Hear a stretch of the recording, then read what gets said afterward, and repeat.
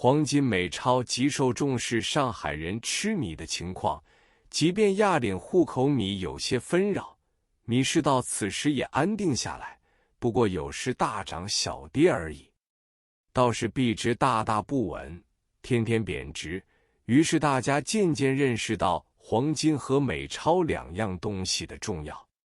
初时上海都是老法币的天下，后来中储券露面，大家推来推去不肯用，终于在周佛海软硬兼施的手法下，把储备票在租界上推行开来。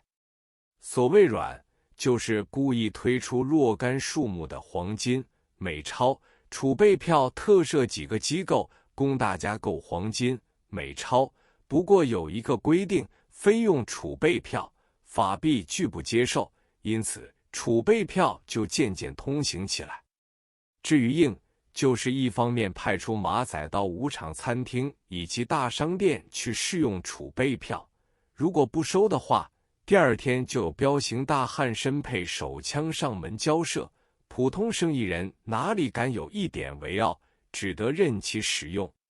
还有一个原因，就是发行法币的银行，如中国银行、农民银行，一天突然闯进一批人，勒令行员分别排列成队，个个面对着墙壁，这班人就开枪把这批行员都击毙。这是76号干的，据说是报复特工分子的袭击。这件事使全市人大为震惊，暗中虽个个咒骂76号惨无人道，但是表面上对敌伪的储备票也就不敢不接受了。这期间，很多人都在偷偷想办法买黄金、美钞。从前上海通用的黄金都是10两一条的足赤金，但是金价方面每两超越2万元之后，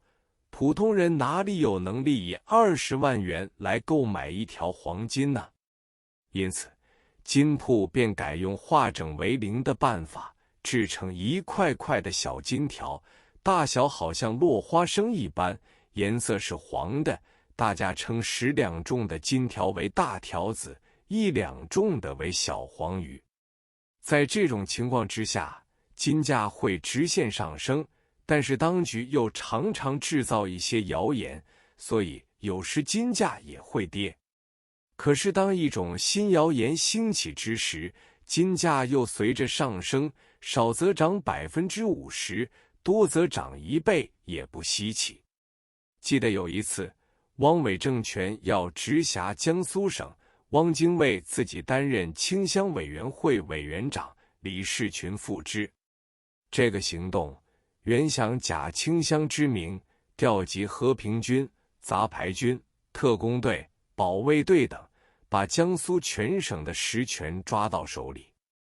上20世纪40年代，上海银行门前等待兑换黄金的民众下，人们在黑市进行银元交易，汪伪人员在清乡时对行人进行搜查，谁知道这一行动结果是乡未清，民间的乡筐倒被清得一干二净，所以当时人们称清乡为清乡，倒是很贴切的。一个谣言传来，说是租界也要实行清乡运动，一般人也不辨真伪，便把黄金、美钞抛出来。这一次黄金、美钞跌得很厉害，但是黄金、美钞逐期的价格总是有升无降，币值越来越不像样了。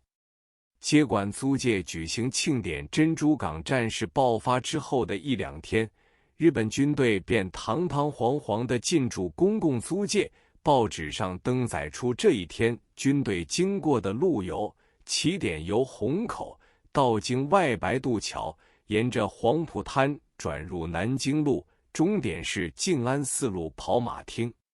这时上海人如梦初醒，感觉到租界的靠山已经倒塌，不知将来的日子怎样过。那天整个上海的商店几乎全部停业，准备关起店。日本人见到商店不开门营业，认为这是不友好，一个命令下来，不但要各行各业照常营业，而且军队经过的马路要挂出太阳旗，表示欢迎日军进驻。上海的租界被占领，它由避难所变为新的囚笼。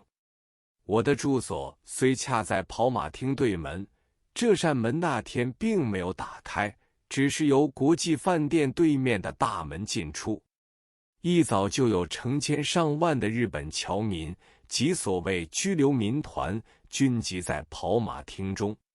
隔不了多少时候，日军就在日本侨民旗帜飘飘、乐声隆隆的欢迎阵势中进入跑马厅，